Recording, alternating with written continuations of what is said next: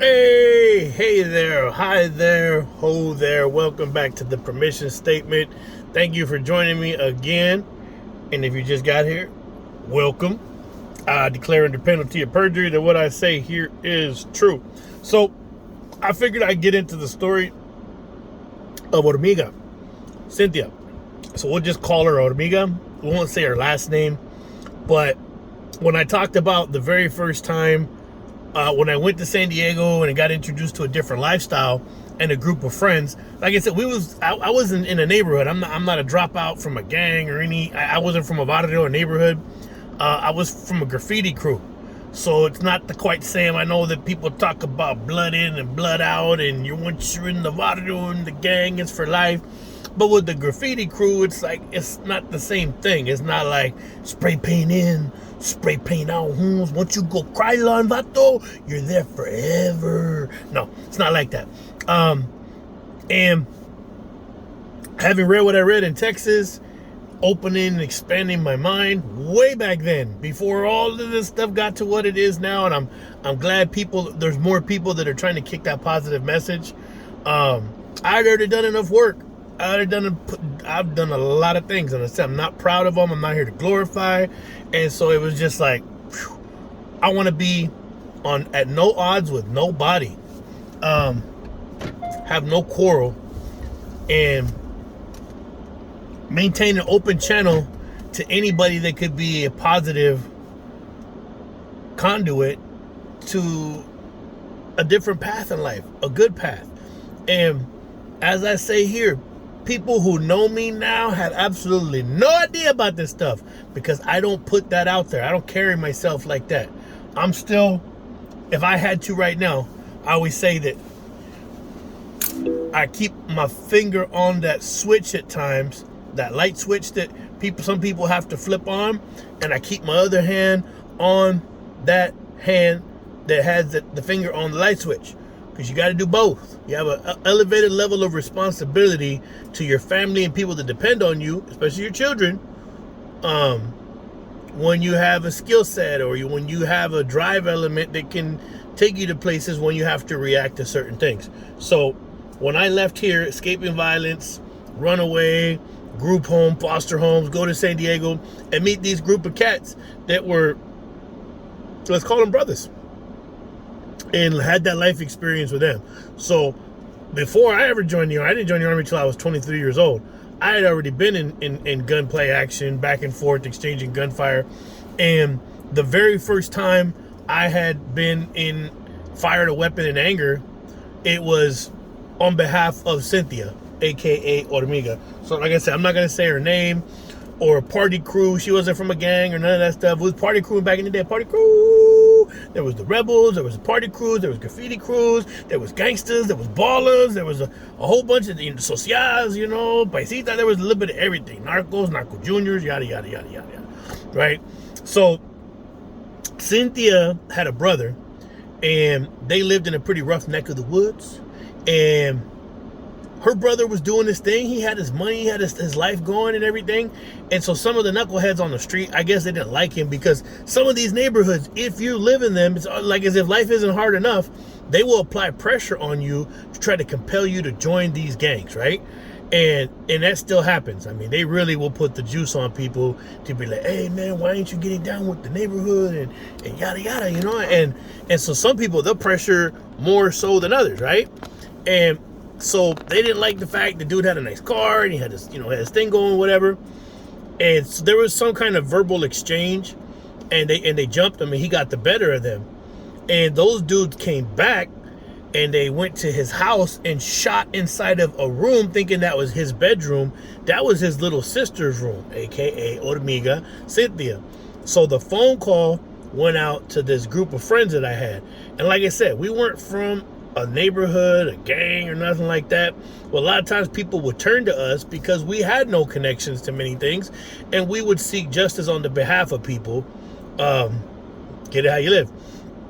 And so there was 3 vehicles full of people, and went to that area where that incident happened and was looking for said people and lit that block up. And that was the very first time. Like I said, three car convoy, and I think almost went into an ambush, but was able to come out on the other end of that, flip around the block, and light the spot up. I was only a kid, man. I was only 16 years old, 16 or 17, somewhere in there, maybe 16 and a half. But that's when it set off that whole thing. And then it goes to Cruising Highland. And actually, before that incident, that was me discharging a weapon in anger. But I had already had a weapon discharged at me and not had a weapon at all. And we'd go to the car shows and then see people. And I was with these people, and those people had conflict with them. And the next thing I know, we're chasing those people, and they're shooting at us. And so it's like, you're like trying to get down because you don't got a gun, and they're shooting at you, and you're going all through the streets. Later on, that went to gunshot exchanges going through those back alleys and everything. I mean, it was wild. The 90s was crazy. The 90s were crazy. And I'm glad a lot of people were coming on here and telling the complicated stories about Youth Authority. So it's not just me. Listen to what they're saying. I've been trying to explain to people what YA does to you and what it did to me. You become ready to rock on the go, on the regular, because you can't let anything pass. You don't talk smack, you don't whatever. It's just beep beep beep beep beep beep beep beep beep beep beep beep. Now I've got to a point to where if my safety's in jeopardy and people engage, it's like, get them up, deep deep deep deep deep. But I keep that in perspective. But if they come within striking range and they're coming to hurt, it's, got to do what you got to do. You have to protect yourself and your people, your family, whatever. So that incident was the first time of whatever. And like I said, eventually, maybe within a year, I would end up going to Youth Authority. But in that time, maybe a year and a half. So at least about a year and a half. There was more incident, and that's when this was during the time that I was making this bond with this individual that I now have conflict with. He was actually the one who had us meet up right there and told us the whole skinny. He was friends with that dude that got jumped, and then we all knew Cynthia Hormiga, who they shot up into her bedroom thinking it was her brother's, right? And I bumped into Hormiga years later, like maybe 2010. And she was telling me a story. I didn't bump into her in person. I bumped into her on the internet. She tells me a story about her and her husband. They were down in TJ rolling around, and gunmen came in and rushed the vehicle, and they were trying to kidnap her and her husband. She was able to escape from the scene. He was not, and he was taken by these dudes. And what she told me really tripped me the flip out. I'm trying to reduce my profanity because I don't want it to be, misrepresented as a lack of class. Sometimes it just adds emphasis, darn it and shucks and darn it to heck just doesn't always cut it, right? Not when you're describing certain things, not when you stub your toe. But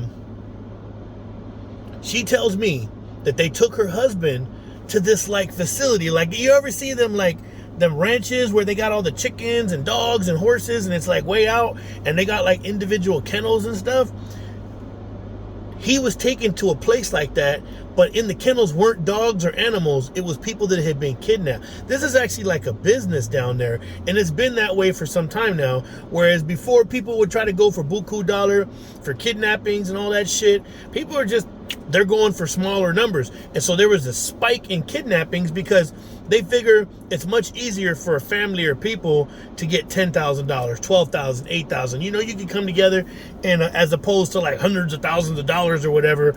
And so that mindset and that change spiked all these kidnappings. And unfortunately, not always will they get their family back even after they pay the ransom. And I'm going to tell you guys a story about a guy who was kidnapped in San Diego from his house. That story's a trip. But when she told me about her husband escaping from this place and that they had him at this facility, not some high-tech facility, some, obviously he wouldn't have escaped, but it just I want to call it a kennel for kidnapping. They had him at this spot, and I was just whoa. So things like that, and many of the other experiences that I'm trying to facilitate here. Like I said, this is Mexico. these murders. Mexico, some of them happened in the States, but they've already been resolved, but the ones in Mexico, it's just like, ain't gonna happen. It's been a long time, and it's Mexico. But they didn't have to happen, and that's what I want to kind of press forward here, is the people that I thought were good people ain't good people. I have a serious conflict with it. Like, it's for real. Mind my business, but never should I put my face close to the lion's mouth and go back into an arena where I'm within striking distance, especially not with my family.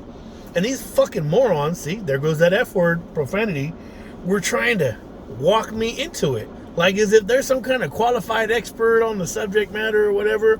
And they're just very complacent. Like, but even complacency has a line, and that line was crossed. So it was pretty clear that maybe there was an intent, an ulterior motive. And sometimes think about that. Think about it. Somebody got conflict with somebody, and them people are serious as shit. You got a life insurance policy on this person, and all you got to do is pressure them that you would dissolve everything that they love and that means something to them, that you built on the death of your brothers, and you've overcome homelessness and addiction and all kinds of PTSD, and you've pressed through these things. You still battle them, but you're winning. And then to threaten to rip all that a fucking part, whether it hurts your child or hurts you, and it does, if you don't go into these potential life-threatening situations, man, fuck you. And the people that were around, to include my father-in-law, who he's like, yeah, no. If you got beef with people that are connected to the Arianos, you're good. Yeah, fuck you. The brother, oh, well, the Bible says, and all this. I was like, you mean the book you haven't read? You're talking about the Bible again when you ain't read it? Oh yeah, well, I had enemies and blah blah blah blah. Woo! Oh man! All right, so they don't know the people involved, and then you got that same idiot sitting next to you, bumping the music of a stone cold killer that would have had this fool whacked. And part of the reason why you have conflict is because you took up for that dude's niece. Not that you have conflict with her, but everything that stemmed from that as a result later on, and you doing what the military trained you to do and taking a stand, peacekeeper, deployment to the block.